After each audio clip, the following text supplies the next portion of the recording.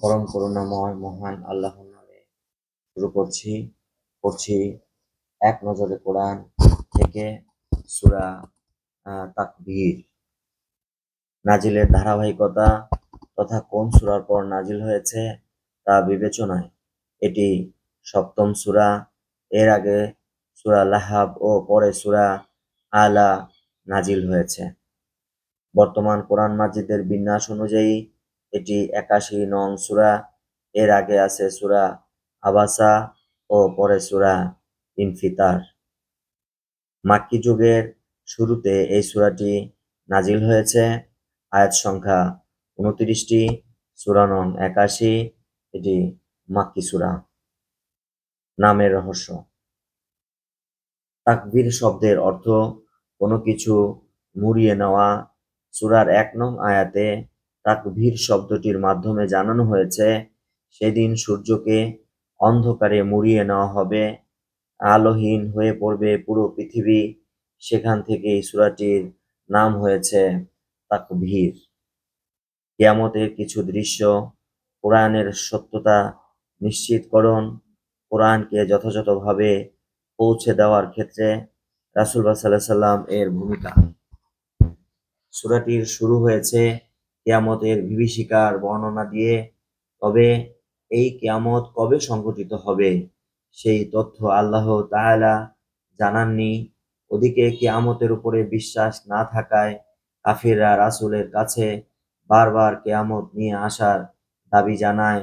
তাই এই সূরার শেষে আল্লাহ জানিয়ে দিলেন, তোমাদের চাওয়া নয়, কেবল মহাবিশ্বের অধিপতি আল্লাহর চাওয়া, অর্থাৎ আল্লাহ যখন চাইবেন তখনই কিয়ামত সংঘটিত হবে।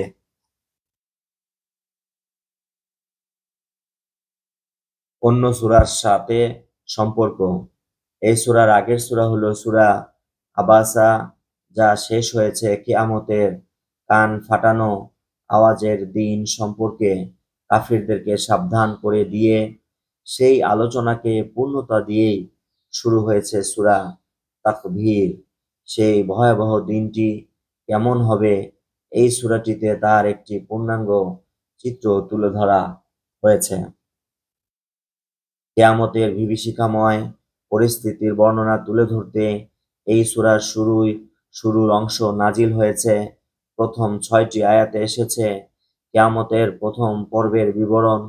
কিয়ামত শুরু হওয়ার সাথে সাথে যে ভয়াবহ অবস্থার সৃষ্টি হবে তার এক পরিষ্কার চিত্র ফুটে উঠেছে। পরের ৭ আয়াতে আল্লাহ কিয়ামতের দ্বিতীয় পর্বের অবস্থা বর্ণনা করেছেন সকলকে কিভাবে জীবিত করা হবে আর তাদের কার সাথে কি আচরণ করা হবে সে কথাগুলো এখানে তুলে ধরেছেন তিনি। এই সূরার বাকি আয়াতগুলো আলোচনা কোরআন ও রাসূলকে নিয়ে। এখানে মক্কাবাসীকে জানানো হয়েছে, এই কোরআনের বাণী কোনো পাগলের প্রলাপ নয়, আর তোমাদের নবীও পাগল নন। তার কাছে এগুলো শয়তানের ওয়াসওয়াসা হিসাবে আসে না, বরং এই কোরআনের বাণী স্বয়ং জিবরাইল আলাইহিস সালাম বহন করে নিয়ে আসেন, যিনি আল্লাহর একজন সম্মানিত ফেরেশতা। অর্থাৎ মোট দুটি বিষয়কে কেন্দ্র করে এই সূরাটি নাজিল হয়েছে। আখিরাত ও রিসালাত। কিয়ামত সূরার শুরু থেকে মধ্যভাগ পর্যন্ত আল্লাহ তাআলা কেবল কিয়ামতের ভয়াবহতার বর্ণনা দিয়েছেন। পরবর্তী অংশে কিয়ামতের সত্যতা নিশ্চিতকারী কোরআন সম্মানিত ফেরেশতা জিবরাইল আলাইহিস সালাম ও রাসূল সাল্লাল্লাহু আলাইহি সাল্লামের বৈশিষ্ট্য তুলে ধরা হয়েছে। মহামহিম এই কোরআন কেবল তাকেই পথ দেখায় যে সঠিক পথে চলতে চায়। যে সূরা কিয়ামতের দৃশ্য দেখায়। ইবনু উমর রাদিয়াল্লাহু তাআলা থেকে বর্ণিত, আল্লাহর রাসূল সাল্লাল্লাহু আলাইহি সাল্লাম বলেছেন, যে ব্যক্তি কিয়ামত দিনের অবস্থা স্বচক্ষে দেখতে চায় সে যেন সূরা তাকবীর, ইনফিতার ও ইনশিকাক পড়ে। Cause and effect. ছোটদের প্রতি স্নেহশীল ও সহানুভূতিশীল হতে হবে। এতে তাদের ভেতরও গড়ে উঠবে মানুষকে ভালোবাসার একটি সুন্দর চর্চা।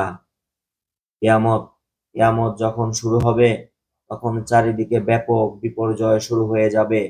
মানুষের অবস্থা, কিয়ামতের দিন মানুষ তার আমল নিয়ে আল্লাহর সামনে হাজির হবে। সেদিন সে জানতে পারবে দুনিয়া থেকে সে কি কি ভালো বা মন্দ আমল নিয়ে এসেছে।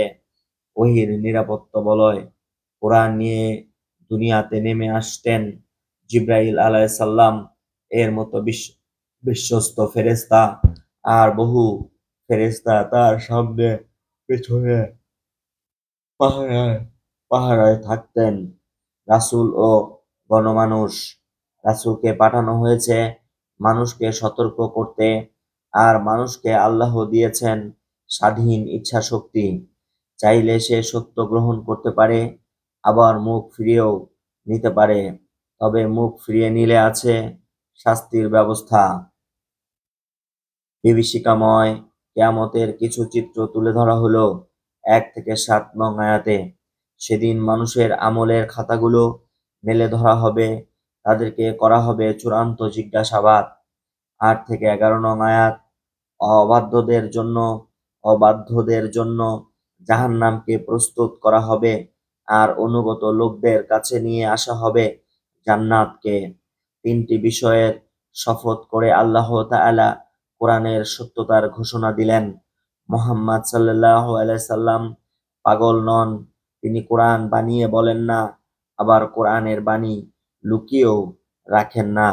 ২২ থেকে ২৪ নং আয়াত, সকল ধরনের ত্রুটি থেকে কোরআন মুক্ত, বিশ্ববাসীকে আল্লাহর কথা স্মরণ করিয়ে দেয়। এই সূরার ২৭ থেকে ২৮ নং আয়াতে আল্লাহ বলেন, এ কোরআন তো বিশ্ববাসীকে স্মরণ করিয়ে দেওয়ার পয়গাম কেবল, তোমাদের যে সঠিক পথে চলতে চায় তার জন্য। আয়াতটি আমাদেরকে চরম সত্য একটি বার্তা দেয়। আসলে তো তাই, কোরআনের কাজ তো কেবল মানুষকে আল্লাহর কথা স্মরণ করিয়ে দেওয়া, আলো আঁধারের পথ দেখিয়ে দেওয়া। এবার মানুষ নিজেই সিদ্ধান্ত নেবে। বহু মানুষ এই কোরআনকে সরল মনে গ্রহণ করেছে, আবার অনেক মানুষ এই কোরআনের অপব্যাখ্যা বা নিজের মন মতো ব্যাখ্যা করে বিপথগামীও হয়েছে। নিজের সাথে সাথে অন্যদেরকেও ঠেলে দিয়েছে শাস্তির মুখে, কারণ সে শুরু থেকে ইচ্ছা করেই আলোর পথে যেতে চায়নি। কোরআন তাকেই সঠিক পথ দেখায়, যে সত্যের আলো খোঁজে। সকল মানুষকে তাদের নিজ নিজ প্রকৃতির মানুষের সঙ্গে মিলিয়ে দেওয়া হবে।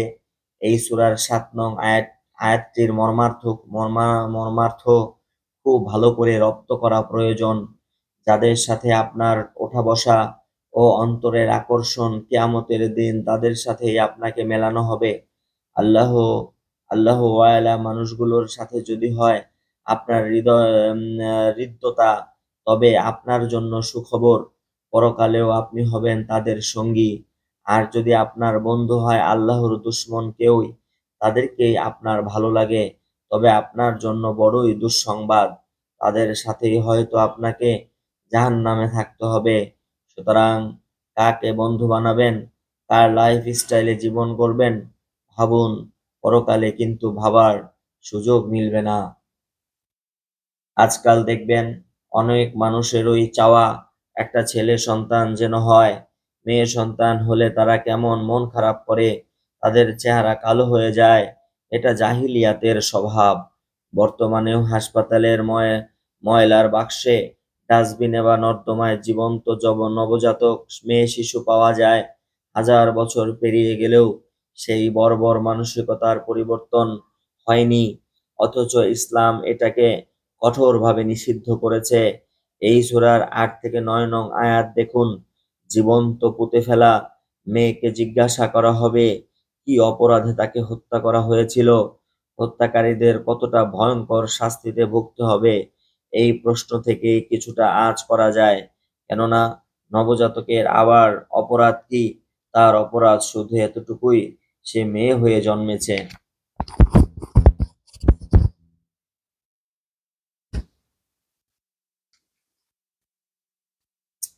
ধন্যবাদ।